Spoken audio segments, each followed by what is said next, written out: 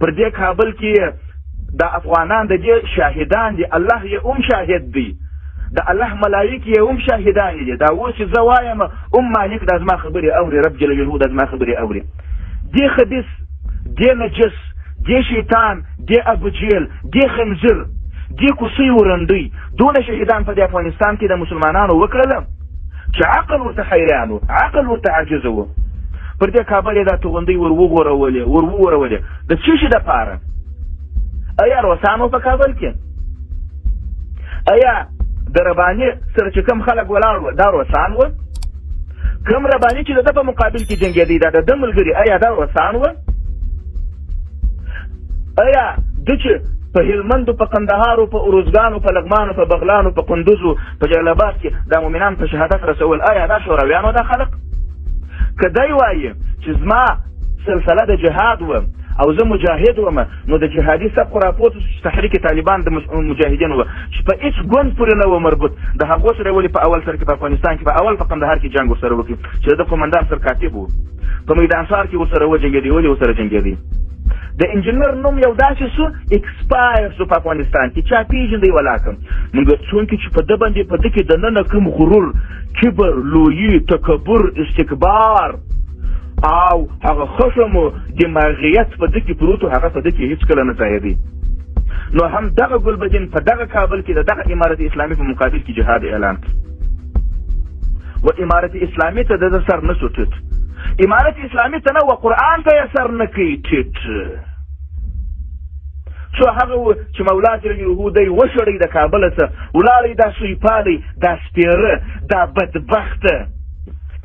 دا سرګردانه سپی، دا قاتل د افغانانو، دا خونخور، دا د شهداو وینې چښونکی، د شهداو د یتیمانو وینې زبېښونکی، دا بیا یو څو مرورک و. بیا چې د امریکایان افغانستان ته راغلل نو بیا د بیا دا سیارې په دې بغل کې غږ وکړي موږ مجاهدین، د دا نوم دا غږ یې داسې د څه لپاره وکړي؟ ده چې بیا به زه ملګري په افغانستان کې پیدا کړم. د ده کار خو د شهرت سره و، د ده کار د رب جل جلاله د رضا دپاره نه و.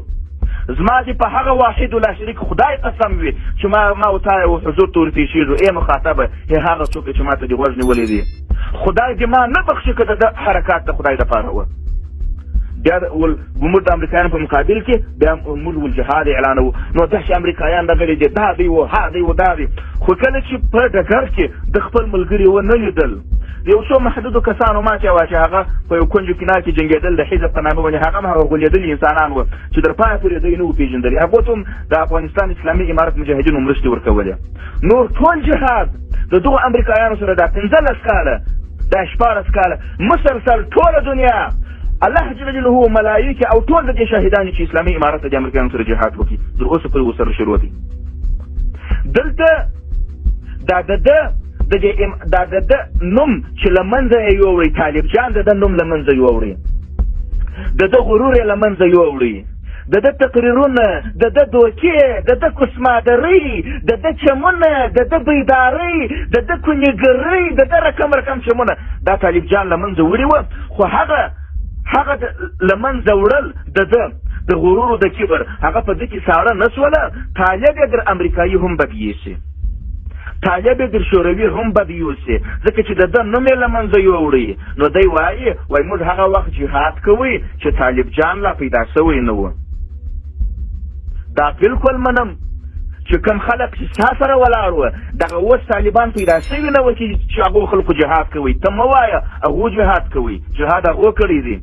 تو خو هغه څوک یې چې تا د دوی وینې وچښلې،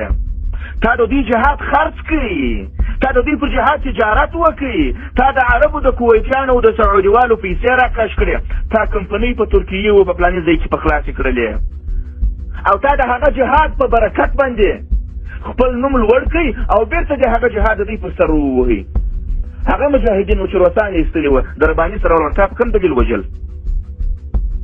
تا په کوم دلیل د هغو سره جنګ کوئ؟ دا د کبر، د غرور، د استکبار بچی، دا اکسپایر سوی زما زوی، دا نه شو راپورته. نو بیا یې په دې مابین کې چورت وویلئ چې ته خو بیخي شاته شوه، دا طالب جان خو بیا پر مخ ولاړئ. مقاومت زور واخیستی، هغه تاجک مجاهدین، هغه ازبک مجاهدین چې د هغو پلرو و نیکهګانو قربانۍ ورکړې وې هغه یتیمان را لوی سوله نن یې د طالب جان په بغل کې خپل مقاومت ته ادامه ورکړه چې دا طالب خو د خدای دپاره ولاړ دی دا خو د رب جل جلاله د رضا دپاره ولاړ دی دا اسلامي امارت خو پر پښتونولۍ نه دی ولاړ خو ګلبدین د پښتانه د ناموسو هم کار اخیستی د ده کوشش دا و چې نه پارسي زبان د په کار و نه ازبک په کار و نه هغه پښتون په کار و چې په حزب کې نه وای د چې کومې بندیخانې و مسلمانانو ته ورکړي دي یو خدای په خبر دی چې شپږ میاشتې په کلو به عام مؤمنان عادي مؤمنان فقط حزبی به نه وو د دغه کونې د دغه دوس د دغه کوسۍ د دغه رنډۍ ملګري به نه وو مګر ده به په کلو به بندیخانه کې ساتئ ولې ته حزبی نه یې ولې ته زموږ مخالف یې کوم چا چې به دی پېژندلی و هغه به پېژندلی و نو دا کونې بیا راپورته سو د چې شي در نامه لاندې د دې نامه لاندې چې موږ سوله راولو سوله راولي اوه امریکایان حاکم دي د خلکو پر کورو چاپې وي د خلکو پر ناموس تجاوز کوي کونې اشرف غني کونې حتمر کونې عبدالله همداسې هغه دوسان خاینان خبیثان ذلیلان چې د دوی په بغل کې ورسره ولاړ دي هغه یې پیسې راکشي دا حساب نشته چې د چا پر کوره چاپه وواله د چا پر ناموس تجاوز وکړي په کوم بینک یې کومه انجلۍ مستعمله کړل په کوم میدان په کومه اډه کې په باګرامو په شوراو په پلاني ځای کې به څونه انجونې مستعملې کړي څونه ارکان به مستعمل کړي څونه شهدا یې وکړه یا د طالب جان سره د دې کار دی طالب جان به له منځه وړي امریکایي دی خو طالب دی نه نو بیا د دې دپاره د یو توجیه وکړله راپورته شو زه د حکومت سره نه یم یو ځای شوی زه د سولې د پروسې سره د سولې پروسې ته پیسې څوک ورکوي زما ماینې زما زوړ کونې خبیثه دوسه دله حرامې قاتله و دغه ته پیسې څوک ورکوي حکومت جوړ چا کوي جانکیري نه کوي جوړ پیر سید احمد گیلانی خر احمد سید گیلانی همدا رقم صبغت الله ملعون همدا خبیثان دا خرکوسان چې دلته ورته ګرځي څنګه سوله غواړي داسې سوله غواړي چې افغانان دي په افغانستان دي په کفري قانون باندې بدل شي برابر سوله غواړي دا رقم سوله نو دی اوس غواړي چې بیا یو څو ملګري پیدا کړي د طالب جان نوم پر ده خورا بد لګېږي د طالب جان نوم داسې پر لګېږي لکه پر ابو جهل چې د محمد رسول الله نوم لګېدی داسې بد پر لګېږي پر دې خنزیر باندې هغه ودته د منلو وړ نه دی وایي امریکایان تا راوستل شروسان چا راوستله امریکایان خو طالب جان راوستل ښه وایي عراق ته هم لږ چې طالبانو بوتلل امریکایان و لیبیا ته هم لږ چې دوی بوتلل و سوریې ته هم لږ چې امریکایان طالبانو بوتلل خبره نه ده طالب جان د نوم له منځه وړی دی طالب جان د سنبۍ غرور له منځه وړی دی د طالب جان در مرمۍ به تېرېږي زویه کونه څنګه وه خو زما 9.5% 15.5% افغانستان په لاس کې و د افغانانو ناموس نه و خوندي ښځه یې نه و خوندي مال یې نه و محفوظ ایا په دې افغانستان کې د پارسي و د پښتو خبره چا راپورته کړل ایا د ازبک و د هزاره خبره وسول ایا د شیعه او د سني خبره په جمع بین کې راپورته سول خو ټول محفوظ ول کوم ځای چې د دوی په لاس کې و هېڅ پر دنیا هېڅ فساد نه و